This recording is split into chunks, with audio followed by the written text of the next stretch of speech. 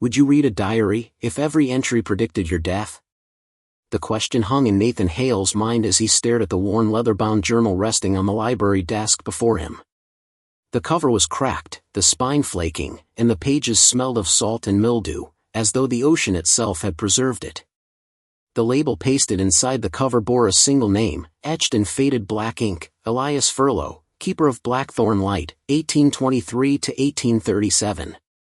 Nathan wasn't supposed to have this book. In fact, he was certain it wasn't even supposed to exist.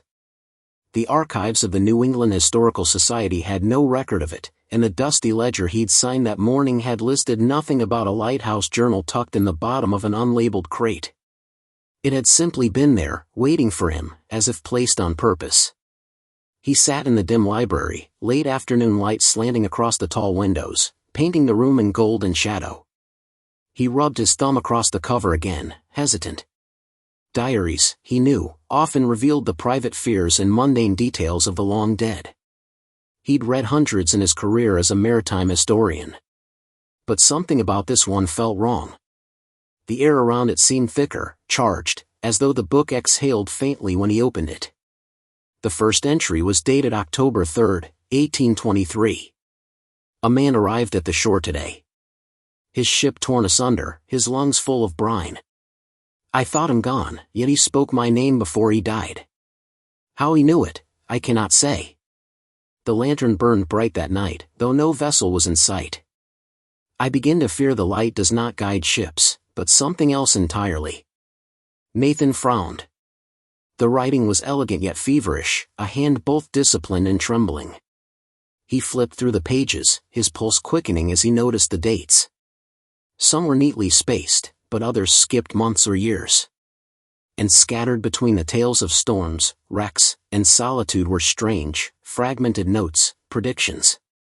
The boy will fall from the cliff before the crow's third cry. The fog will come in August, and with it, the fire. The man with the red scarf will drown, though he walks on land. Nathan felt a cold prickle crawl up his arms.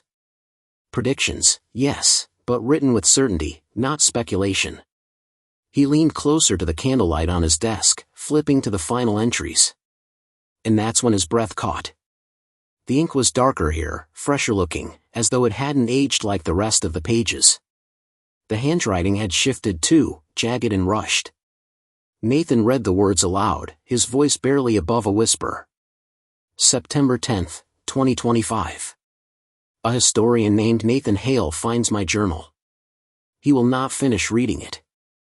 He will not live to close the book. The room seemed to tilt. Nathan dropped the diary as though it had burned him, the pages fluttering shut with a dry sigh.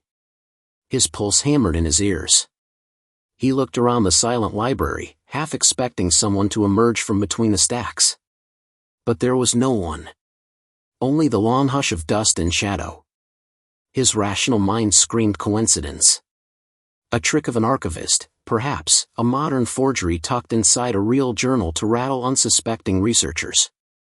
But the lettering, the ink, even the parchment, it all looked authentic. Too authentic. He swallowed hard and forced himself to pick it back up. The edges of the paper trembled in his hands as he flipped back a few pages. He will begin to doubt, and yet he will continue. He always continues. The journal is not read, it is obeyed. Nathan's skin went cold. He shut the diary quickly, as if the act itself could silence the words. But the damage was done. The seed of fear had been planted deep. The sun had already dipped lower, painting the windows red gold. Shadows stretched longer, and the candle flame beside him wavered as if caught in a sudden draft. Nathan realized he wasn't alone, not entirely. The sensation crept over him with absolute certainty. Something unseen had entered with him when he first opened the book. And as he pressed the journal tight against his chest, he swore he heard the faint sound of waves crashing against unseen rocks. But the library was miles from the shore. Still, the sound grew louder. Closer. As if the sea itself was pouring into the room, rushing toward him. Nathan didn't sleep that night.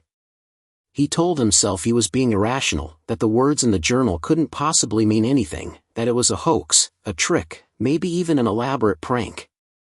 And yet, every time he closed his eyes, the images came back, waves crashing against black rocks, the faint echo of a bell tolling somewhere in the mist, and always the journal waiting for him like a predator lurking in the dark. He'd left it in his satchel at the foot of his bed, but even from across the room, it felt alive, breathing, almost, watching him. By morning, the unease hadn't left him. Instead, it had deepened, sinking into his bones like a chill that refused to fade. He showered, dressed, and tried to shake it off with black coffee, convincing himself that today he would debunk the mystery. He'd trace the journal's provenance, match the handwriting to other known samples, or expose it as a forgery. He'd prove to himself that this wasn't supernatural, just mischief or coincidence. Historians didn't believe in curses. They believed in facts. But the first fact unsettled him. When he returned to the library's archive room, the crate where he'd found the journal was gone. The clerk at the front desk, a pale graduate student with headphones clamped over his ears, claimed he had never seen such a box and checked the logs again. Nothing. Nathan described the crate, the smell of mildew, the strange placement at the back of the shelf. The student only shook his head. "It sounds like you're mixing it up with another collection," he muttered, not even looking up. "We don't have anything like that here." Nathan clenched his jaw but let it drop. Arguing with a disinterested 20-something wasn't going to get him answers. He returned to his office, locked the door, and pulled the journal from his satchel with hands that felt strangely unsteady. The weight of it was wrong, too heavy for its size, as if it carried more than parchment and ink. He opened to the beginning again, forcing himself to read slowly this time. Elias Furlow's voice spilled across the pages like whispers carried by the tide.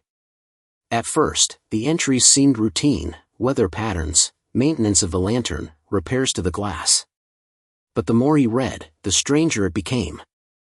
Elias spoke of hearing footsteps in the tower when no one else was there, of lights moving across the sea where no ship should be, of a bell tolling in the fog even when the clapper was bound. Then came the predictions. Some were vague, almost poetic, but others were specific. A carriage will overturn on White Hollow Road on the 11th of May. The minister's wife will bear a child with 2 teeth already showing. A black ship with no crew will drift into harbor, its deck slick with blood. Nathan scribbled notes, cross-referencing old maritime incidents and local legends. To his horror, many matched recorded events. Not just approximately, but exactly. He found an account of a carriage accident in White Hollow dated precisely May 11, 1826. A medical journal from the same decade described an infant born with teeth to the minister's wife. And an obscure whaling log confirmed the discovery of an unmanned vessel drifting near Blackthorn Bay, its deck stained crimson. The rational scaffolding in Nathan's mind began to crack. Coincidences stacked too neatly, impossibly. Each detail corroborated Elias's words as though the man had written history before it happened.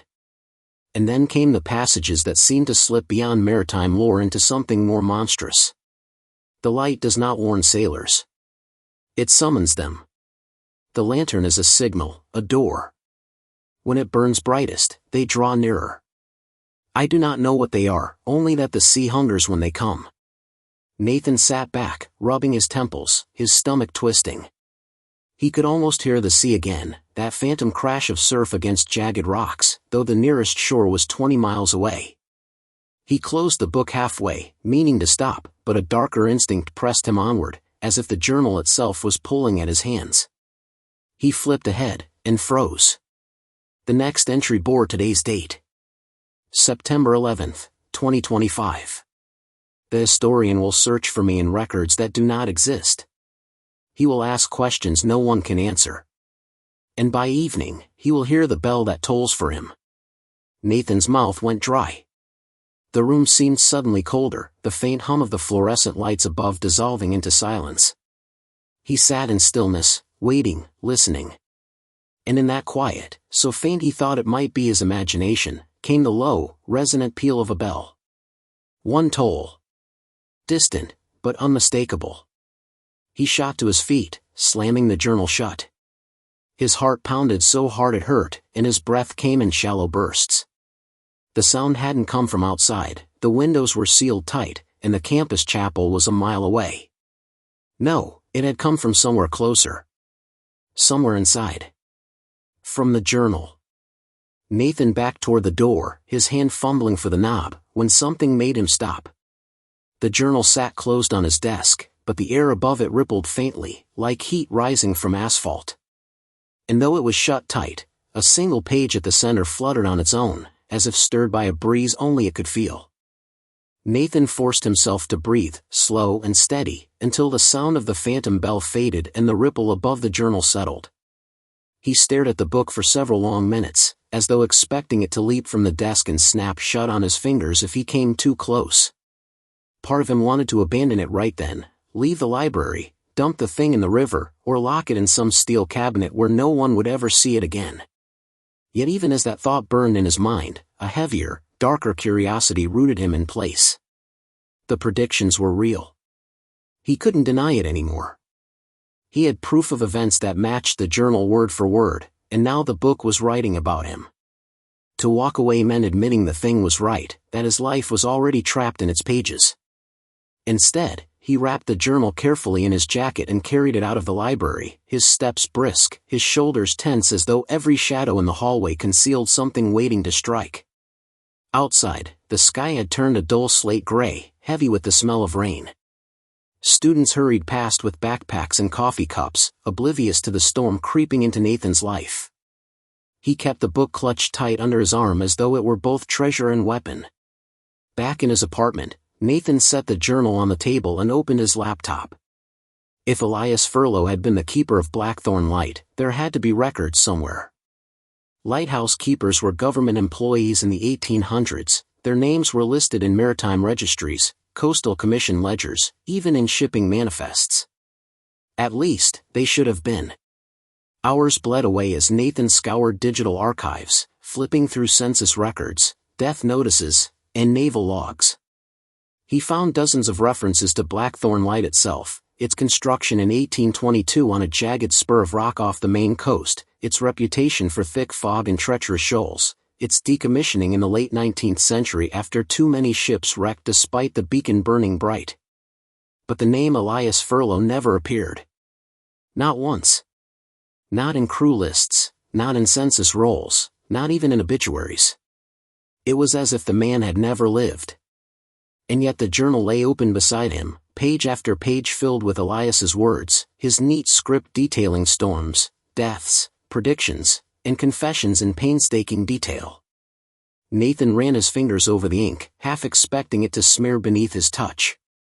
But the writing was fixed, immutable. Unease curdled into obsession. If the records didn't mention Elias, perhaps the locals remembered. He called the Maritime Museum in Portland, the Historical Society in Bangor, even an old professor who specialized in Maine folklore. The responses were the same, polite confusion, awkward silences, and finally dismissal. Yes, there had been whispers about Blackthorn Light, tales of wreckers luring ships to their doom, of a cursed beacon, of sailors who swore they saw something inhuman moving in the lantern room at night. But as for Elias Furlow? No. No one by that name had ever been connected to the lighthouse. Nathan sat back, running a trembling hand through his hair. It made no sense. The journal was too precise, too authentic. Someone had written it. Someone had lived it. But the world seemed determined to erase that man's existence. Rain began tapping against the window, steady and insistent. Nathan stood and crossed the room, staring out at the city street below. Headlights smeared across wet pavement, people darted under umbrellas, life moved on as normal. Yet behind that ordinary scene, he felt the pull of the sea, vast and merciless. He could almost see waves rising in the distance, as though the ocean itself was pressing against the glass, demanding to be noticed. And then the bell tolled again. Louder this time. Clearer. Not faint and distant like before, but resonant, booming, as if a massive iron bell hung just outside his window. Nathan staggered back, clutching the sill, his eyes wide. There was nothing there, only the rain, only the city. Yet the sound vibrated through the floorboards, rattled the picture frames on the wall, thrummed in his ribs. His gaze snapped to the journal on the table. The pages were fluttering wildly now, though no draft stirred the air. They whipped forward and back, faster and faster, until they slammed to a halt on a new entry. Nathan crept closer, heart pounding, and read the words written in that same dark, fresh ink. He will hear the bell thrice. Once to warn, once to call, and once to claim. The historian cannot escape. The sea remembers every debt. As if in answer, the bell tolled again. A second time. Louder. He clapped his hands over his ears, but it made no difference, the sound reverberated inside his skull. His knees buckled, and he collapsed into the chair, eyes locked on the page. The third toll hadn't come yet. It was waiting, suspended, inevitable. Desperation surged through him. He grabbed the journal, intending to slam it shut, maybe even rip the pages out. But before he could, his phone buzzed on the table, the sudden vibration making him jump. He snatched it up with trembling fingers. An unknown number. He hesitated, then answered. Static hissed on the line, crackling like waves dragging stones across the shore. Then, beneath the noise, a voice whispered, distant but unmistakable. Keep reading, Nathan. The lantern must burn. The call ended. The third bell tolled. The toll of the third bell reverberated long after the sound itself had faded, leaving Nathan gasping as though he had been underwater too long and had just broken the surface. His ears rang with the phantom vibration, and his apartment felt unsteady, tilted, as though the floor beneath him had become the deck of a storm-tossed ship.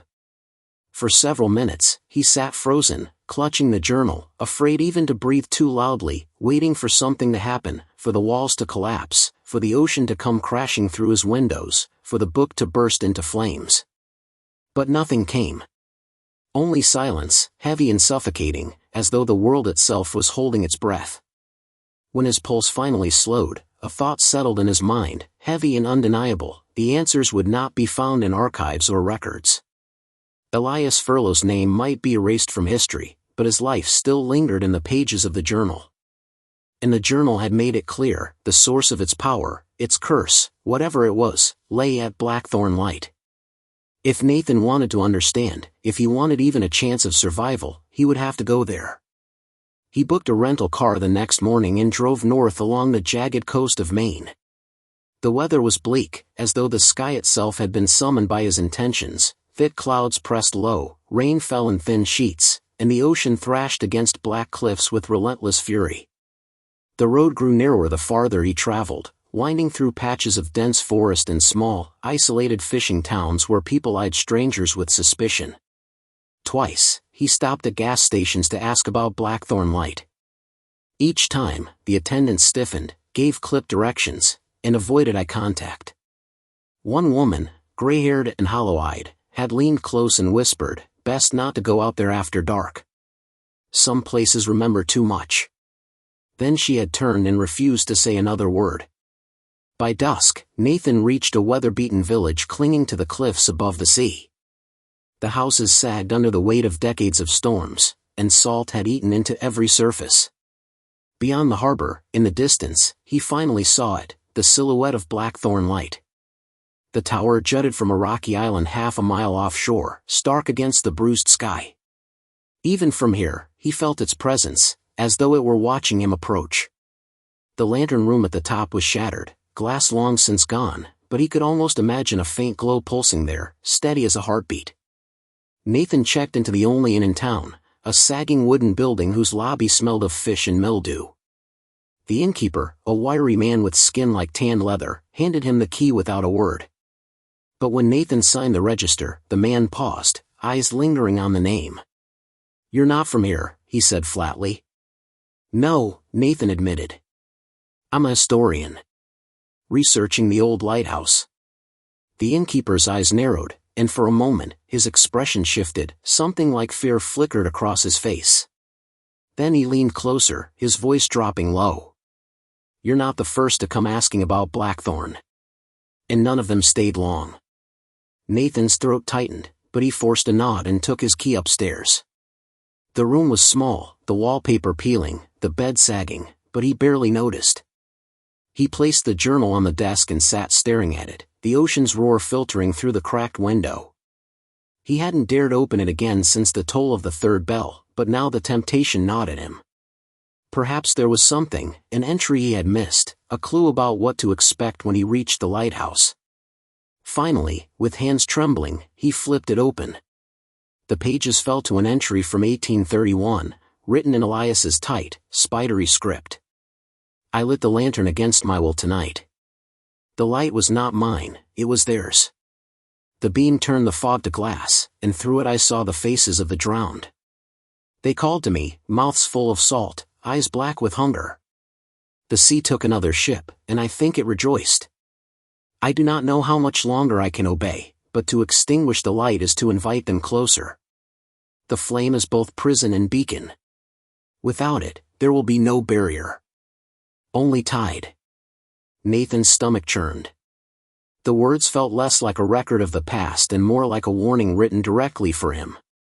He shut the book and stood abruptly, pacing the cramped room.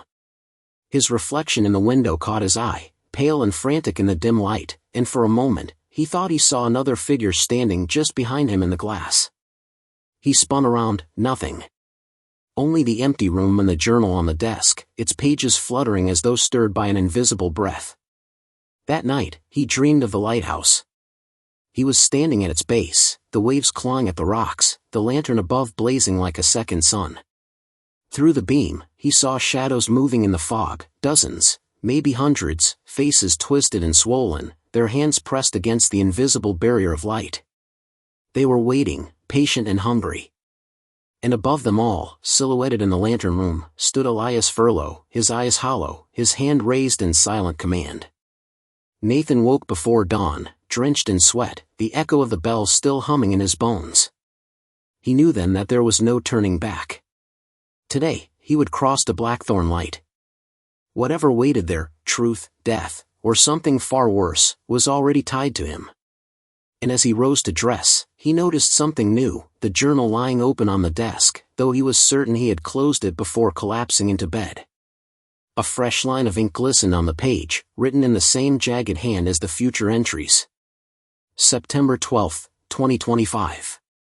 The historian steps into the fog. The sea has been waiting. The morning came in gray silence, the sea stretching out like a vast sheet of tarnished metal beneath the clouds. Nathan stood at the harbor's edge, his jacket zipped against the chill, staring across the churning water at Blackthorn Light.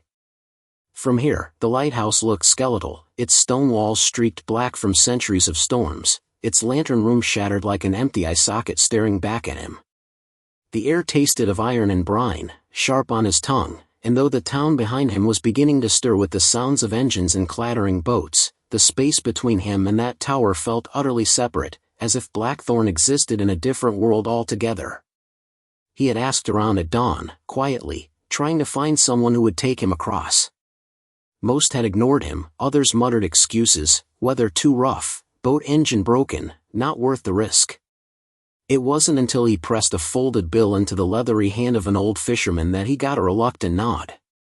The man said nothing, just pointed toward a small, battered skiff tied to the dock and began untying its ropes. Nathan climbed in without a word, clutching his satchel with the journal inside, and soon they were pushing away from the safety of shore. The sea was restless. Waves slapped against the hull, spraying cold salt into Nathan's face as the boat pitched forward. The old fisherman rowed in silence, his eyes fixed straight ahead, his shoulders hunched. Nathan tried once or twice to speak, to ask if the man knew anything about the lighthouse, if he'd heard the name Elias Furlow, but each attempt died on his lips. Something about the man's expression warned him not to push. His jaw was clenched, and though his arms pulled the oars with practiced rhythm, his knuckles were white, as though even being this close to Blackthorn set his nerves on edge. As they neared the island, the waves grew harsher, slamming against jagged rocks that jutted like black teeth from the water. Nathan gripped the edge of the skiff until his hands ached, staring at the base of the lighthouse as it loomed higher and higher. The tower was worse up close, its stones slick with algae, its foundation cracked, the stairs leading upward slick and broken. Gulls wheeled overhead, shrieking like warnings, their cries nearly drowned by the relentless crash of the sea. The fisherman pulled alongside a warped wooden dock that jutted crookedly from the rocks. He didn't tie the boat or step out. Instead, he held the skiff steady with one oar and finally looked at Nathan. His eyes were pale and bloodshot, his voice a low rasp. "Don't stay past sundown," he muttered. "And don't light the lantern." Before Nathan could reply, the man released the dock and began rowing back toward shore, leaving him standing there, alone, with the journal in his satchel and the lighthouse rising above like a sentinel of stone. The stairs up to the door were treacherous, slick with seaweed and pitted with age. Nathan climbed slowly, his hand brushing the wet stone wall for balance. When he reached the entrance, he found the heavy wooden door hanging open on rusted hinges, its iron latch snapped long ago. The smell hit him first, rot, salt, and something faintly metallic, like old blood left to rust. He stepped inside. The interior was dim, the only light filtering through narrow slits in the stone. His footsteps echoed hollowly on the floorboards as he made his way forward, the sound swallowed quickly by the tower's damp walls. The place was half in ruin, with collapsed beams and rotted furniture, but here and there, he saw signs that someone, or something, had been there more recently, a lantern with soot no more than a year old, a rope coiled neatly by the wall, footprints in the dust. Nathan's pulse quickened. He should have expected this. The journal itself was proof Elias Furlow had been real, in some sense, but standing here, surrounded by evidence, the weight of it pressed on him. The stories, the predictions, the tolling bells, this was their source. He could feel it. He began to climb the spiral staircase, the narrow steps slick beneath his boots. As he ascended, he brushed his hand along the stone wall, cold and wet beneath his fingertips, and every so often, he thought he felt something pulse faintly beneath the surface, like a slow, steady heartbeat. Higher and higher he went, the wind moaning through broken slits in the tower, until finally he reached the lantern room. The glass was shattered, jagged shards still clinging to the iron frame. The great lamp itself sat in the center, blackened with age, its brass frame corroded but still intact. Nathan circled it slowly, his reflection distorted in the cracked panels. He imagined Elias standing here night after night, watching the horizon, knowing that the light was not a warning but an invitation. He set his satchel down and pulled out the journal, flipping to the latest page. It was blank. His breath caught. He flipped further ahead, still blank. Every page after the entry he had read last night was empty, as if the book had run out of prophecy. Relief and dread tangled in his chest. Had he broken the cycle? Was it done? Then he noticed the ink. Slowly, impossibly, letters began to crawl across the page beneath his eyes, forming in jagged, wet strokes as if an unseen hand were writing them. His heart pounded as the words took shape. He stands in the lantern room. He has brought the book, as I knew he would. The historian has returned me to the light. The final word had barely formed before the lamp in the center of the room flickered. Once. Twice. Then a faint, bluish glow began to pulse within the glass. Nathan stumbled back, his mouth dry, his mind screaming.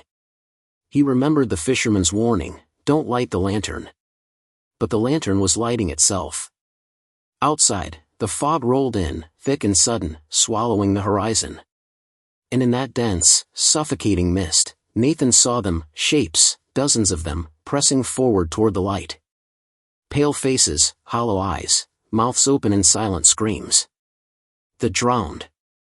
The ones Elias had written about. Nathan's knees nearly gave way as he backed against the cold stone wall, the journal slipping from his hands. The glow in the lantern grew stronger, casting the room in an eerie blue.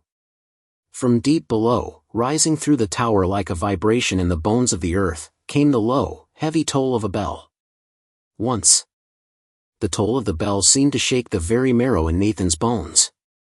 It wasn't just a sound, it was a force, vibrating through the stone of the tower, through his ribs, through the air itself. The lantern's glow pulsed in rhythm with it, each deep, mournful peal sending a shiver across the glass like ripples in water. Nathan pressed himself against the cold wall, his breath catching in ragged gasps as he looked out over the roiling fog. The shapes were clearer now, men, women, even children, their clothes sodden and clinging to their twisted frames, their hair drifting as if still submerged beneath unseen water. Their faces, chalk-white and blurred at the edges, turned upward in unison, every hollow gaze fixed on the beacon. Nathan's mind reeled. These were the lost, the drowned sailors, the forgotten dead Elias Furlow had written about. He had thought them metaphor, warnings disguised as visions, but here they were, summoned back by the light. Their pale mouths opened, not in screams, but in a low, unified moan that carried across the water like a chant, eerie and constant. The sound seemed to seep into his skull, dulling thought, replacing it with the compulsion to step closer, closer to the lamp that glowed like a beating heart in the center of the room. He tore his gaze away and dropped to his knees, fumbling for the journal. Its pages fluttered wildly in the damp air, though no breeze moved through the shattered glass. When his trembling hands finally held it still, he saw more words forming, as though written in real time, each letter dragging itself across the paper in strokes of black ink. He sees them. He fears them. But fear is the doorway. Fear feeds the flame. He has come as all do. He will remain as all must.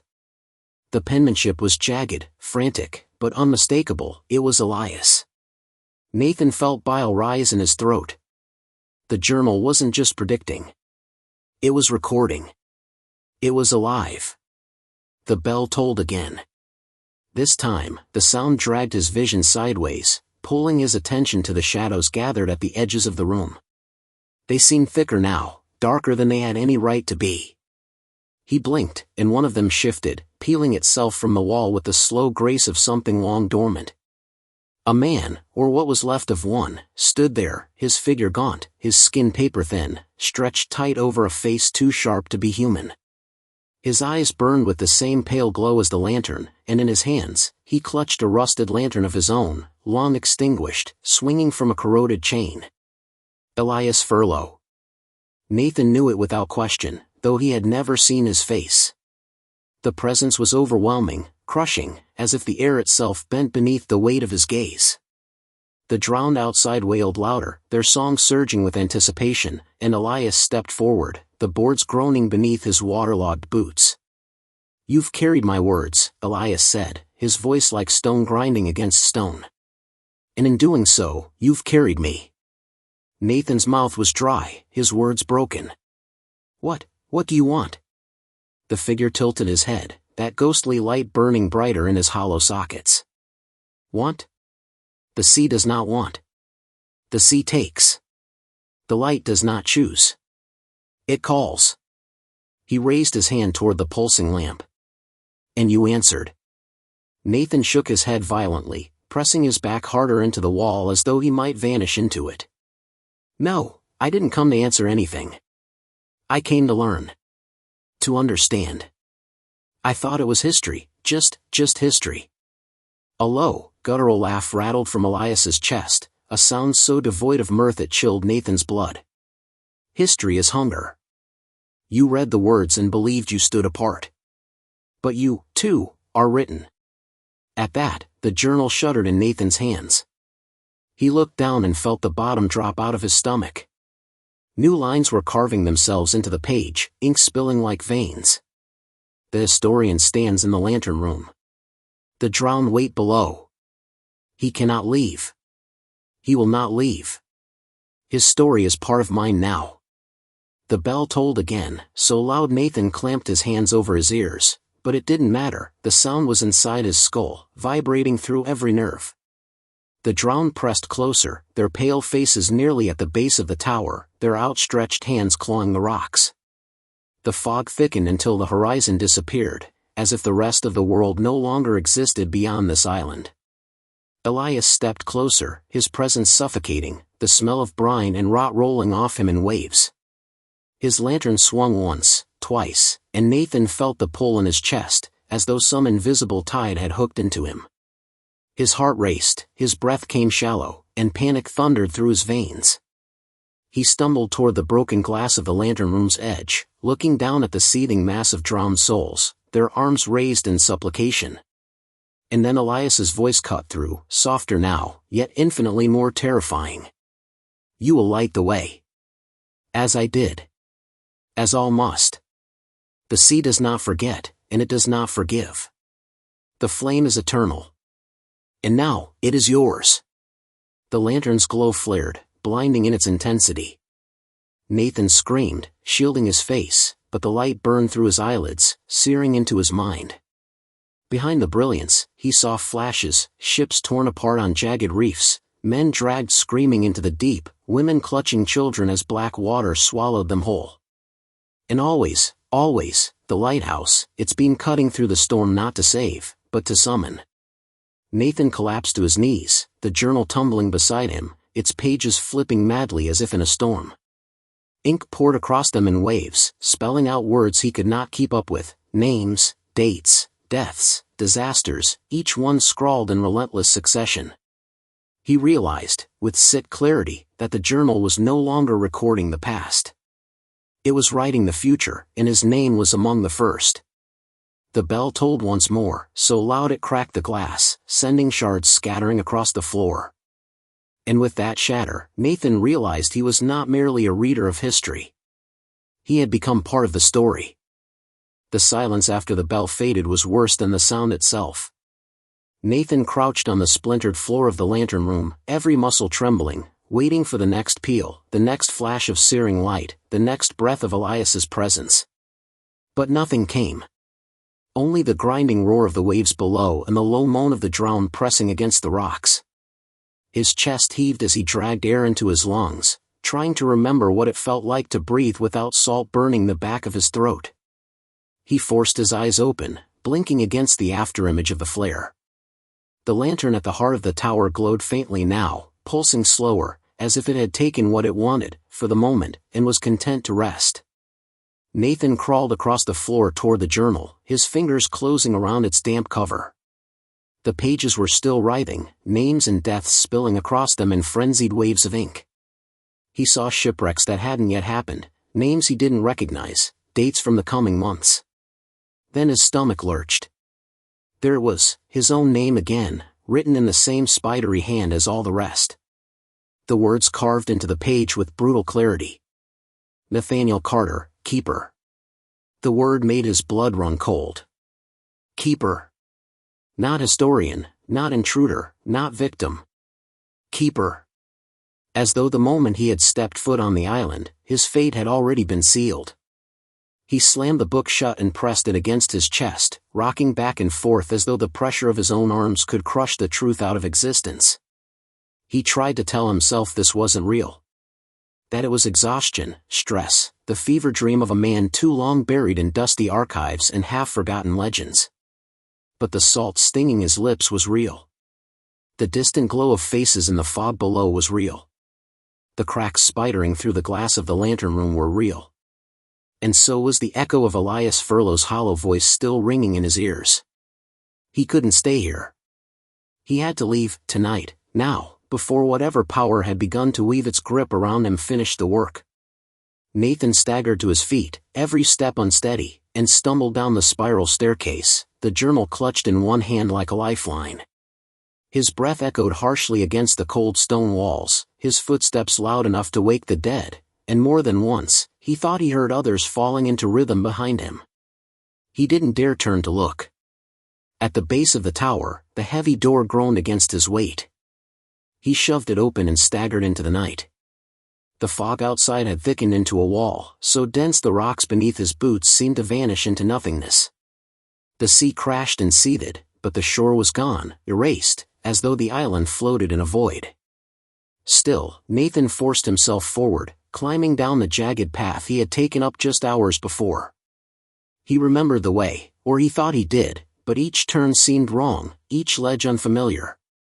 The path twisted in circles, doubling back on itself, always spitting him out onto the same black stretch of stone where the waves clawed for him like hungry hands.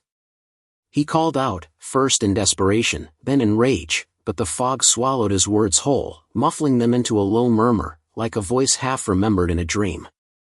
The drowned answered. Their moans grew louder, more insistent, and as he peered into the shifting gray, he saw them moving, not just faces this time but whole bodies wading through the fog. Their feet did not disturb the rocks. Their dripping hair swung in silence as they advanced, hands outstretched, not to harm but to beckon. They wanted him to join them. Nathan stumbled back, clutching the journal tighter, his boots slipping on the slick stone. He caught himself against the cliff wall, his chest heaving, and for the first time, despair sank its claws into him. What if there was no way back? What if stepping onto the island had already claimed him? He thought of Elias, of the gaunt figure swinging his rusted lantern, and realized with sick clarity that perhaps Elias had once stood where he was now, terrified, desperate, trying to escape. Perhaps every keeper had begun as an intruder. Perhaps that was the trap. The journal throbbed in his hands. Yes, throbbed, as though it had a heartbeat of its own. Against his will, his fingers loosened, and the book fell open at his feet. A new line of ink etched itself across the page even as he watched. He tries to flee, but the sea has no shore. The keeper belongs to the light. He will return to the lantern room. A sharp gust of wind struck him then, powerful enough to send him stumbling forward, as if unseen hands had shoved him. He fell hard, the taste of iron flooding his mouth, and when he looked up through the sting of blood, he saw it, the faint glow of the lantern above, shining through the fog. No matter how far he thought he'd wandered, no matter which direction he'd turned, the lighthouse loomed there, always waiting, always watching. And in that moment, Nathan understood the true horror. Blackthorn Light was not a place you could visit. It was a place that claimed you. Once you crossed its threshold, it bent the world around you until all paths led back to its tower. Nathan dragged himself upright, wiping blood from his lips, trembling from exhaustion and terror. He could hear the drown closing and now, their moans rising into something almost like song, the rhythm of waves breaking against unseen shores. He backed away, his eyes locked on the beam of the lantern above, flickering, pulsing, calling. And against every ounce of will he had left, Nathan turned toward it. His legs carried him up the jagged path, the rocks cutting his hands as he scrambled, the fog pressing tight against his skin. The journal remained clutched in his grip, its pages whispering in a voice too low to understand, as if it were soothing him, guiding him, lulling him into obedience. By the time he reached the tower door again, his body moved without thought. He opened it. He stepped inside. And as the door slammed shut of its own accord, the journal in his hand flared with a new line of ink. The historian has returned. The keeper does not flee. The slam of the door echoed through the stone chamber like the lid of a coffin sealing shut. Nathan spun around, clawing at the iron handle, but it would not budge. The salt-stained wood and rusted hinges seemed to fuse together beneath his grip, unyielding as bone. His breath came in ragged bursts, each exhalation puffing in the cold air, and for the first time he truly felt the weight of the tower closing in around him. It was not just a building of stone and mortar. It was something older, deeper, a living thing, exhaling fog, breathing darkness, and holding him fast like a spider with prey caught in its web.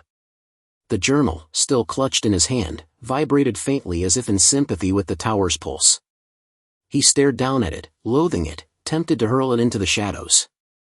But he knew, instinctively, with a certainty that burned in his chest, that to let it go would be to surrender entirely. The book was not only a record, it was a tether, a chain binding him to the fate written across its pages. And yet, perversely, it was also the only thing that gave him warning. The only voice that admitted what was coming. He staggered deeper into the circular chamber, the spiral staircase winding upward before him like a spine of black vertebrae. His boots struck the first step, and the sound rang sharp, too sharp, bouncing back at him in echoes that did not belong to his own footfalls. Somewhere above, faintly, the bell groaned, though no hand had struck it. The air grew thicker, brinier, with each upward step, until his throat burned as though he were inhaling the sea itself. Halfway up, Nathan froze. The journal had grown warm, almost feverish, against his palm. He flipped it open without meaning to, and the pages fell to a new entry, the ink glistening wet as though freshly spilled. The keeper climbs, though he knows not why. The tower is hollow, but it is listening. Every step is a vow. Every breath is an offering. He is written, and he will not resist for long. Nathan's pulse hammered. "I am not your keeper," he hissed, his voice shaking in the stale air. He slammed the book shut, clutching it against his chest. "I am not." But the tower disagreed. The stone beneath his feet vibrated with a low hum, almost like laughter muffled by centuries of silt. And as he climbed, the shadows in the stairwell shifted, forming vague shapes that slithered just beyond sight. Once, when he dared glance back, he thought he saw a hand gripping the railing 2 steps below him, wet, white fingers pressing into the iron. He stumbled forward, nearly tripping, his heart convulsing in terror. At last, he reached the lantern room again. The fractured glass still lay scattered across the floor, the light in the center of the chamber burning with a steady, unnatural rhythm, like a colossal heartbeat. The drowned pressed closer in the fog outside, their pale faces blotched against the window frames. Yet it wasn't the sight of them that froze Nathan this time, it was the sound. They weren't moaning now. They were chanting. Their mouths moved in unison, salt water spilling from their lips, a rhythmic phrase repeated again and again, though he couldn't understand the words. But he felt them. The chant wasn't meant for him. It was meant for the tower. The journal shuddered violently, snapping open in his hand, its pages turning of their own accord until they stopped on a passage written in a darker, almost oily ink that seemed to glisten with depth. The handwriting was Elias's, yet not entirely. Each letter twisted as though resisting its own shape. The light is not a lantern. It is a mouth. We do not shine to guide the living, we burn to feed the dead. Keeper after keeper, ship after ship, they all return to the hunger. The tower is the body. The bell is its voice. The book is its memory. And the flame, the flame, is its soul. Nathan's vision swam. He stumbled backward, the words blurring in his mind, lodging like splinters. The lighthouse was alive. All of it, stone, bell, lantern, journal, was a single organism, ancient and insatiable, swallowing centuries whole and using men like Elias, like himself, as temporary organs to keep its pulse strong. No, Nathan whispered, though the denial felt thin, brittle. No, this isn't real. This can't be. The flame flared, cutting him off. The drowned faces vanished, leaving only the endless fog. And from the center of the light, a figure stepped forward, formed not of flesh, not of shadow, but of burning ink. Its face was blank, its body composed of curling letters, endless lines of script. It radiated the same authority Elias had carried, but heavier, vaster. Nathan realized with dawning horror that this was not Elias. This was the tower itself, giving itself form, speaking to him directly. "You are written," the figure said, its voice echoing in 1,000 whispers at once. "You are the next line. You are mine." Nathan's grip faltered, the journal nearly tumbling from his hands. He felt the words etching themselves into his skin, black lines crawling along his arms, coiling like tattoos. He screamed, clawing at them, but the ink only spread faster, binding him with every frantic movement. His story was no longer on the page. It was being carved into his flesh. With a desperate cry, he hurled the journal at the figure. It passed through, scattering the letters that made up its body, but the book landed at the base of the lantern and immediately snapped shut. The flame pulsed violently, as if startled. The ink lines on Nathan's skin froze, pausing mid-crawl.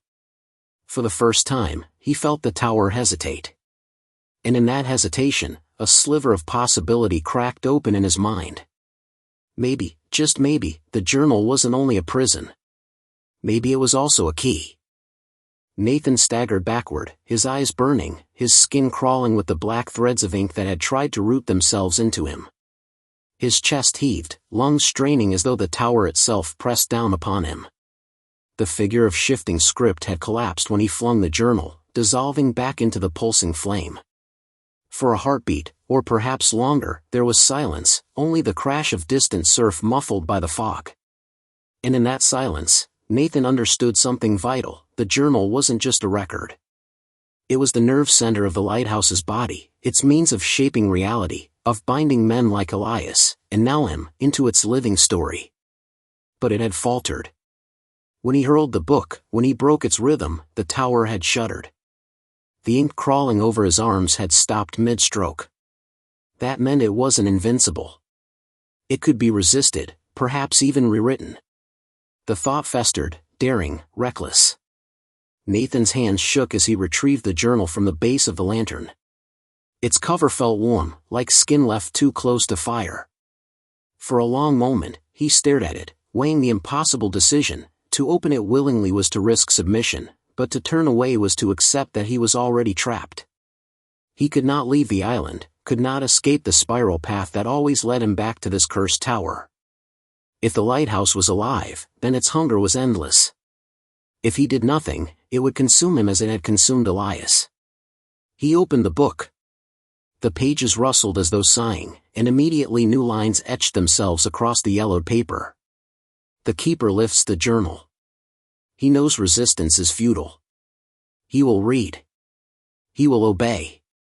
The words are the tide. None stand against the tide. Nathan's jaw tightened. His reflection stared back at him in the fractured shards of glass scattered on the floor, hollow-eyed, gaunt, on the edge of breaking. He had read history his entire life, studied lives long extinguished, but never once had he considered rewriting them. His pen had always been an instrument of preservation. Now it might have to become a weapon. He dug into his jacket pocket, fumbling for the fountain pen he carried everywhere, more habit than necessity in an age of laptops and digital archives. The cap clicked off with a sound that felt louder than the roar of the sea. His pulse thundered as he pressed the nib to the margin of the page. For a moment, nothing happened. The paper seemed to resist, slick and unyielding, as if repelling him. Then, with a slow, reluctant drag, the ink bled into the parchment, his words crawling into the book like invasive roots. The keeper does not obey. The keeper writes. The journal convulsed in his hands.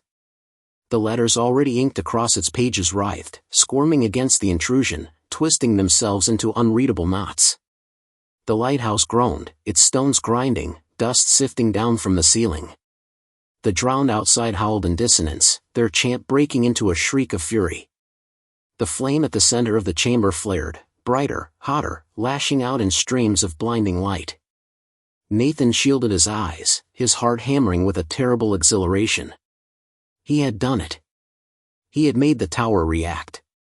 But then the counterstroke came. The letters he had written began to bleed, not simply fading but liquefying, dripping down the page like tar. The ink pooled at the base of the book, and from that pool rose tiny crawling shapes, spindly things like crabs made of script, their legs clicking as they skittered across the floor toward him. Nathan cried out, slamming the book shut, crushing some of them beneath the covers. The others dissolved into smoke, their chittering echoing in his ears. When he dared open the journal again, the words had rearranged themselves, his defiance twisted into something new. The keeper writes, but the tower rewrites. The pen is not his own. The ink belongs to the sea. Nathan's hope faltered. If the book could overwrite even his rebellion, then what chance did he have? He stared at the faint smear of his original words, all but erased, and a dreadful thought burrowed into his mind. What if writing wasn't freedom at all? What if by placing his words on the page, he was feeding the lighthouse exactly what it wanted, his will, his soul, his submission disguised as resistance? Still, there had been a moment of disruption, however fleeting. That mattered. The lighthouse had faltered when he asserted himself. That meant there was a crack, however small, in its armor. If he could widen it, force his will into the book with enough strength, maybe he could turn its power against itself. But the cost, already his veins ached where the ink had tried to burrow into his skin. Already the drowned pressed closer, their faces smashed against the glass panes, their voices rising in distorted harmony. They wanted him to write. They wanted him to finish what Elias had begun. Perhaps every keeper had tried to resist. Perhaps every one had ended in the same place, pen in hand, fighting the inevitable until the ink swallowed them whole. The bell tolled suddenly, its voice booming through the tower, rattling his teeth. The journal's pages flew open, blank now, an invitation. A demand. The pen in his hand trembled, begging to move. Nathan felt the pressure of the tower pressing inward, 1,000 unseen fingers nudging, pushing, pulling. His heart screamed at him to resist, to throw the book into the flame and let it burn, but his mind whispered treachery. If he destroyed the book, would he destroy his only chance of survival, or simply erase himself with it? The flame pulsed, the drown sang, the tower breathed. And Nathan knew the next choice he made would decide whether he remained Nathaniel Carter, historian, or whether he became nothing more than another line in an endless story written by the sea. Nathan stood in the choking haze of the lantern chamber, the air thick with salt and smoke, the journal lying open on the pedestal as though waiting for him to surrender. His knuckles whitened around the pen, his breath shallow and uneven, his body trembling from exhaustion and dread. The weight of the tower pressed against him, not only its stones and timbers, but the crushing weight of memory, history, and all the keepers who had come before him. Their voices whispered at the edge of hearing, merging with the chant of the drowned outside, urging him toward the inevitable. Right. The command was everywhere. In the pulse of the flame, in the sway of the lantern glass, in the hollow vibration of the floor beneath his boots. It was not simply a suggestion, it was compulsion, a tide stronger than gravity. His hand twitched toward the page against his will, his pen hovering above the blank expanse, the nib trembling as if magnetized. He bit down hard, clenching his jaw until it ached, forcing himself to hold steady. If he gave in too easily, he would be lost. But if he resisted forever, he would wither here, another ghost caught in the lighthouse's snare. He thought of Elias, his hollow eyes, the pleading in his final words, "It always ends the same." Nathan refused to believe that. Stories only ended one way when their authors surrendered. If this lighthouse was writing him, then he would do what no keeper had dared, become the author, not the ink. He steadied his breath, then pressed the nib to the page. The first stroke was agony. The journal seemed to resist him, the paper rippling, fibers straining as if alive. His hand quaked, but he forced the line into existence. Then another. And another. Each stroke felt like carving against bone, but soon the words began to form, stark and defiant. The keeper does not die in the tower. The keeper leaves. The keeper walks into the dawn. The moment the sentence was complete, the journal convulsed, its pages rippling like waves, ink erupting across its surface in frantic protest. The flame above shrieked, bending inward, collapsing upon itself before roaring outward again with a violent burst of heat. The drowned outside howled in rage, their faces splitting open into mouths that stretched far too wide, their hands clawing at the glass as if desperate to tear their way inside. The entire tower shook as if the sea itself had risen to batter its stones. But Nathan didn't stop. He bore down harder, scribbling furiously across the page, forcing every ounce of his will into the words. His pulse thundered, his vision blurred, but he clung to the pen as though it were the only thing anchoring him to himself. The lighthouse loses its grip. The tide recedes. The flame goes dark. The keeper is free. The journal screamed. The sound was not of parchment or ink, but of a living thing in agony. The words Nathan had written began to glow, white-hot, branding themselves onto the page as if burning into the very skin of the book. The ink writhed, trying to overwrite them, but his handwriting blazed brighter, scalding the black letters away. Smoke curled from the parchment, acrid and thick, filling his lungs, stinging his eyes. The flame above buckled violently, collapsing into itself, then erupting outward in a shock wave of blinding light. Nathan was thrown backward, slammed against the stone wall, the pen skittering across the floor. He coughed, wheezed, clawed his way upright. The drowned were screaming now, not with hunger, but with fear. Their faces blurred, their bodies dissolving into the mist that swirled against the glass. One by one, they faded until only the echo of their wails remained. Nathan staggered toward the pedestal. The journal still lay open, its pages smoldering, his words seared into the parchment. But the flame above it was flickering, guttering, as if suffocating. For the first time, the chamber felt less like a prison and more like a dying beast, thrashing in its final moments. He dared to hope. He dared to believe he had done what Elias and all the others had failed to do. But then, the journal turned the page on its own. The fresh sheet was blank for only a heartbeat before letters began to crawl across it, black and inevitable. The keeper believes he is free. The keeper walks into the dawn. But the dawn is only another page. There is no leaving the story. The story never ends. Nathan froze, his blood running cold. His victory curdled instantly into dread. He spun, racing toward the spiral stairs, his boots slamming against the iron steps as he descended, heart pounding with the desperate need to test the truth. He burst through the lower hatch into the night air, gasping as the cold sea wind hit his face. For the first time in what felt like days, he saw stars above, clear, brilliant, unshrouded by fog. The horizon glowed faintly, the first blush of dawn rising. He stumbled forward onto the rocks, tears stinging his eyes. He had written it, and it had come to pass. The lighthouse was behind him, shrinking with each step. The air smelled of salt, not rot. The sea glittered like glass. But then he blinked, and the world stuttered. The sky flickered, like film burning in a projector. The rocks beneath his feet blurred. And when his vision cleared, he was standing once again inside the lantern chamber, the journal open before him, the pen in his hand. The flame burned steady overhead. The drown whispered against the glass. A sob tore from his throat, raw and broken. His words had changed nothing. The journal had written even his rebellion into its script, twisting his defiance into yet another page in its endless cycle. The final sentence sprawled across the open page, bold and merciless. The keeper writes forever. Nathan's hand began to move on its own, the pen dragging across the parchment, his body no longer his own. His eyes blurred with tears as the words spilled, unbidden, forming sentences he did not choose. He screamed, but the sound was drowned out by the steady scratching of nib against paper. The flame above flared, satisfied, eternal. Outside, the sea roared its approval. And Nathan Carter, historian, became just another ghost in the lighthouse's journal, another keeper who never left.